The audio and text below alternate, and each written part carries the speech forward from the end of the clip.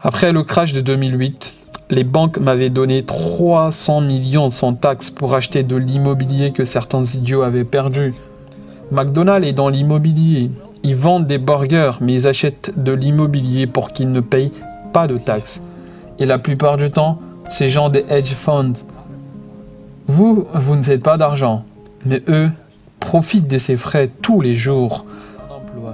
Si je suis un docteur ou un programmeur, là, c'est du salaire parce que je travaille pour. Si j'achète par exemple des pommes pour 10 € et je les revends 20 €, ça c'est un revenu de votre portefeuille, un gain de capital.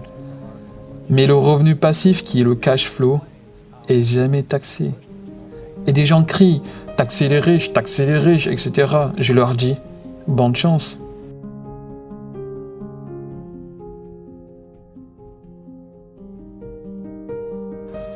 Avant toute chose, demandons-nous ce qu'est l'éducation financière.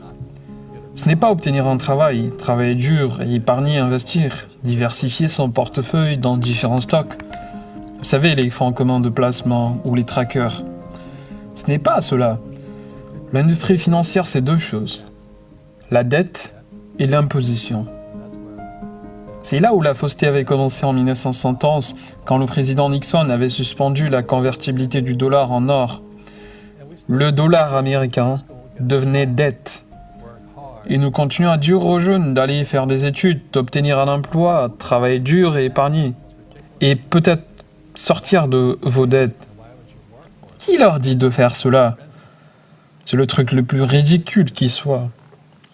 Pourquoi voudriez-vous épargner, travailler durement pour de l'argent s'ils peuvent imprimer aussi vite que vous pouvez en travailler pour obtenir ?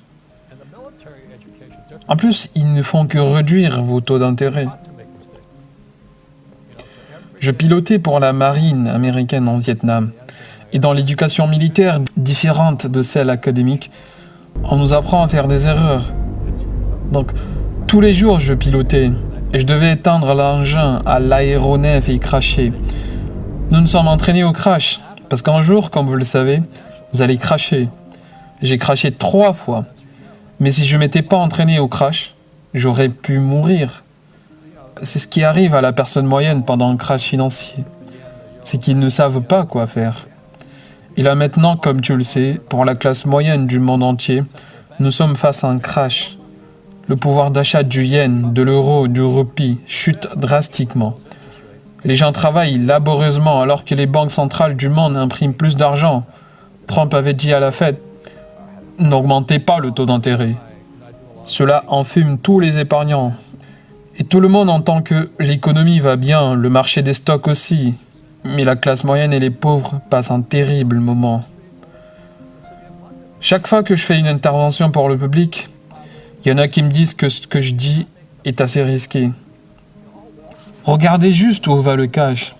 Suivez l'acheminement de votre argent. Ça ne rend pas la classe moyenne et les pauvres riches. Parce que ça ne fait que rendre Wall Street ou City of London encore plus riches.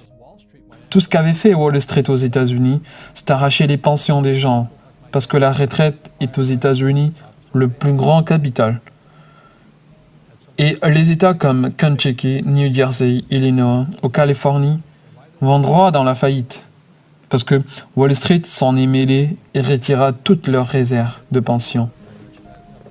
Donc, les enseignants comme mon père, les sapeurs-pompiers, les agents de police, ils n'ont plus de plan de retraite. C'est pour cela que je qualifie de faux argent, faux professeurs, faux actifs. Ils s'en mêlent dans le même système. Pourquoi ils ont suspendu la convertibilité du dollar en or ? Et qu'est-ce que cela signifie ? Qu'est-ce que nous ne savons pas ? Cela signifie que depuis 1971, ils peuvent imprimer autant qu'ils voudraient. Et comme l'économie des États-Unis s'est empirée, le déficit augmenta. Ils peuvent imprimer encore et encore. C'est pourquoi, quand vous lisez le livre Fake, il y a un passage qui dit que les gens qui se font avoir aujourd'hui sont les pauvres et la classe moyenne, parce qu'ils travaillent pour de l'argent. Vous savez, les banquiers ne travaillent pas pour de l'argent. Ils ont de l'argent qui travaille pour eux. Grande différence ici dans la mentalité. Aux États-Unis aujourd'hui, nous avons les gens comme Ray Dalio de Bridgewater, un des plus grands types de hedge funds aux États-Unis qui dit que l'écart entre les riches et les autres devient assez grand. On l'aurait déjà observé dès 1912 parce que le moment où vous corrompez le cours de l'argent lui-même, qui, disons-le, est la seule chose que tout le monde travaille pour, les épargnants, les autres, ils se font avoir. Et dans notre système, les faux argents, les faux enseignants, les faux actifs, ils font partie de ce système. Le gouvernement, l'éducation, Wall Street, City of London et tous les autres. Et à Paris aujourd'hui, il y a les gilets jaunes. Ce qui se passe aux États-Unis, c'est les Red Threads. Tous les enseignants enfilent ces t-shirts rouges parce qu'ils savent qu'ils se font avoir. Ils protestent parce que leur plan de retraite a été mis à zéro par Wall Street. Et qu'est-ce qu'ils ont fait? Ils ont mis un gérant d'un hedge fund pour gérer leur pension. Vous rigolez? Vous mettez le gestionnaire d'un hedge fund pour gérer la plus grande pile d'argent de pension des enseignants, des sapeurs-pompiers, des agents de police. Ils n'ont pu faire que détourner tous les cash qu'il y avait. Et les enseignants se posent des questions sans obtenir des réponses parce qu'ils ne savent pas grand-chose de ce qui se passe. Ils sont dehors à protester en masse dans tous les États-Unis. Mais vous n'entendez pas parler d'eux parce que le regard est tourné vers les gilets jaunes. On ne parle pas des Red Threads. Donc, toutes ces choses explosent maintenant. Et cela nous mène à la question que je me suis toujours posée. Qu'est-ce que nos écoles nous apprennent sur l'argent? Très peu. Parce que Wall Street ne leur permettrait pas. Quand j'étais dans l'école de l'aviation, mes instructeurs peuvent piloter et je pilotais à leur côté. Mais à l'école, vous ne savez pas si votre instructeur l'est vraiment ou pas. C'est de là que vient mon expression « faux professeur ». Quand j'étais dans mon programme de MBA, j'étais en même temps dans la marine. C'était vers les années 1973, etc. Les étudiants à l'université de Hawaï me criaient dessus parce que j'étais assez stupide pour m'y rendre avec mon tenue d'aviateur. Ils criaient sûrement des injures, meurtrier de gamins, etc. J'étais dans la classe et mon prof de comptabilité, il ne savait pas du tout ce qu'est la comptabilité. Moi, j'étais dingue. J'étais pas comptable, mais je savais qu'il ne l'était pas non plus. Et je lui dis, « Êtes-vous un comptable ?» Il dit, « J'ai un master en comptabilité. » Je lui dis que c'était pas ça la question. « Êtes-vous comptable ?» Non, j'ai un diplôme en comptabilité. Puis je me suis tenu debout. Les marines ne sont pas les plus brillants. Et j'ai répété, « Êtes-vous comptable ?» J'ai reçu la même réponse. Je lui ai dit, « T'as un faux. Tu sais pas ce dont tu veux enseigner. » Et depuis lors, quand j'entends ce que ces gens enseignent nos enfants sur la comptabilité, c'est la mauvaise comptabilité. C'est confondant, vous savez, l'actif met de l'argent dans votre portefeuille, le passif enlève de l'argent de votre portefeuille. Il compte tout ce qui a une valeur comme un actif, votre voiture comme un actif, votre résidence comme un actif, alors qu'ils enlèvent de l'argent de votre portefeuille. Votre plan de retraite, devinez quoi? C'est un passif. Ça vous prélève de l'argent chaque mois. Et à qui cet argent s'en va? Wall Street. C'est pour cela que ces fonds d'investissement ont pour slogan « Vos actifs sous gestion ». Ils sont payés pour la gestion, vous ne gagnez aucun argent, mais eux, ces fonds des fortunes sur les frais qu'ils vous prélèvent pour la gestion de ces actifs. Et la plupart du temps, ces gens des hedge funds. Vous ne faites pas d'argent, mais eux profitent de ces frais tous les jours. Et beaucoup de gens pauvres confondent l'actif avec le passif. Ils pensent que leur maison est un actif, alors que c'est un passif. C'est pour cela que j'ai crié sur le prof de comptabilité quand je lui ai dit que l'actif est un nom, le cash flow est un verbe. Pour comprendre ce qu'un actif ou passif, il vous faut un nom plus un verbe. Donc, si le cash sort de votre portefeuille, c'est un passif. Si le cash va dans votre portefeuille, c'est un actif. J'ai 7000 propriétés en location. Ce sont des actifs. Chaque mois, le cash va dans mon portefeuille. Alors que beaucoup de gens ont des grandes maisons sur des montagnes et leur cash s'en va ailleurs, puis ils vont doucement dans la faillite. La raison pour laquelle les riches ne travaillent pas pour de l'argent est premièrement les dépenses pour la taxe. Voyez, il y a 3 catégories de revenus. Le salaire, le portefeuille et le revenu passif. Le salaire, c'est quand vous avez un emploi. Si je suis un docteur ou un programmeur. Là, c'est du salaire parce que je travaille pour. Si j'achète par exemple des pommes pour 10 euros et je les revends 20 euros, ça c'est un revenu de votre portefeuille, un gain de capital. Mais le revenu passif, qui est le cash flow, est jamais taxé. Et des gens crient « taxez les riches, etc. » Je leur dis « bonne chance ».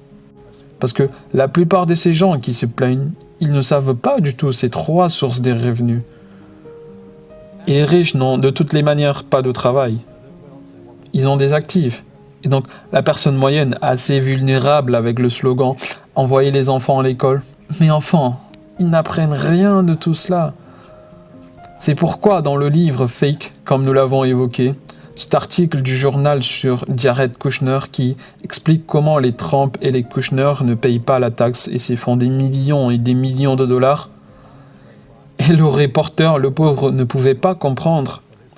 Parce que nos écoles ne nous apprennent jamais cela. Ces trois sources de revenus. Les lois sur les impositions sont utilisables pour tout le monde si vous avez l'éducation financière nécessaire. Et la raison pour laquelle je suis un fervent défenseur de l'éducation financière est que sans cette éducation, vous allez payer beaucoup de taxes. Très peu de gens iront acheter ce que j'achète, faire 1 million de dollars et payer 0 taxe. McDonald's est dans l'immobilier.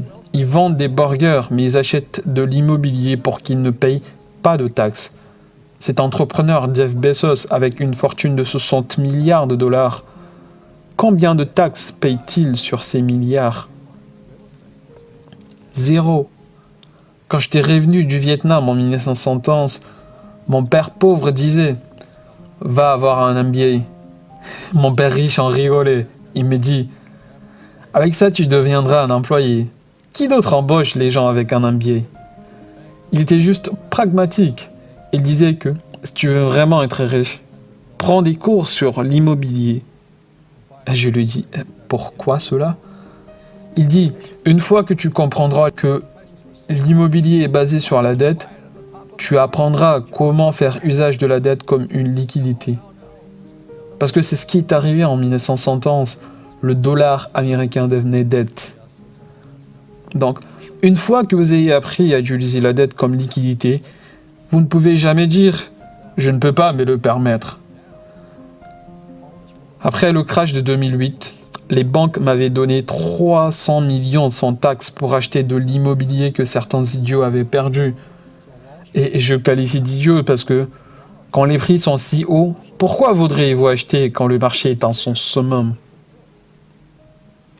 Ne savez-vous pas que ça va crasher un jour?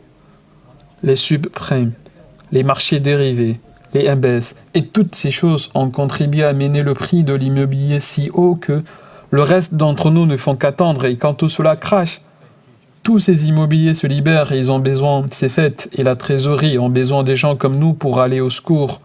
Donc Wall Street nous donne des millions de dollars pour récupérer tous les immobiliers que ces gens avaient perdus. Et en plus, c'est juste, parce que chacun de nous peut le faire. Quand je demande à la personne moyenne, pourquoi ne fais-tu pas usage de la dette? Elle peut même pas répondre parce que son niveau dans ce domaine est si bas. Et c'est ce qui se passe actuellement dans le monde. C'est un ensemble de faux professeurs, faux argent, faux actifs. Les professeurs ne vous apprendront jamais cela parce qu'eux-mêmes ne le savent pas. Mon père pauvre ne savait pas du tout cela. Il pense que les riches sont des escrocs. Non, les riches, ils jouent simplement avec des règles différentes. L'immobilier, je ne sais pas comment les gens font pour vivre à New York où les condos coûtent près de 55 millions de dollars. L'immobilier dans la Silicon Valley, vous ne pouvez pas y toucher. Et toutes ces entreprises empruntent de l'argent et nous font croire que l'économie est bonne, le chômage au plus bas. Ils disent qu'il n'y a pas d'inflation. Mais voyez-vous les prix des aliments, de l'immobilier, de la dette étudiante, du soin? C'est une bulle. Ce qui se passe là, c'est que ma génération va commencer à prendre sa retraite. Mais il n'y a plus d'argent pour eux. La sécurité sociale est aux oubliettes. Les pensions aussi, les étudiants. Ils ont eu tout le monde avec la dette. Ceci n'est pas de l'économie, c'est une bullonomie. Mais ils ne vous l'apprendront jamais. Et pourquoi ils continuent à imprimer de l'argent? Parce que c'est une addiction. C'est comme de l'héroïne. Le moment où vous prenez cette première dose et vous dites « je vais arrêter la semaine prochaine ». Mais l'état de l'économie continue de s'empirer. Il continue à imprimer. Et voilà ce qui va advenir.